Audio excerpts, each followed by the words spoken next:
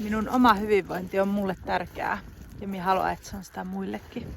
Minä olen Tuuli, minä olen fysioterapeutti ja minä olen työskennellyt fysioterapeuttina nyt 4 vuotta niin julkisella kuin yksityiselläkin puolella. Minä haluan olla mukana kehittämässä palveluja, jotka tukee ihmisten hyvinvointia ja palveluiden saavutettavuutta.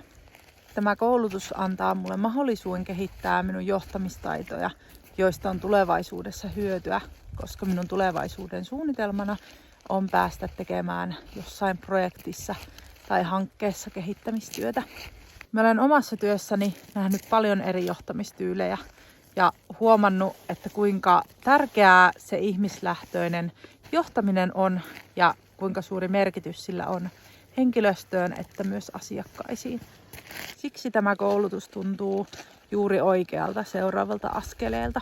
Minä olen motivoitunut oppimaan uutta ja kehittämään itseäni, jotta minä voisin tulevaisuudessa johtaa ja kehittää vaikuttavampia ratkaisuja ihmisten hyvinvoinnin tueksi.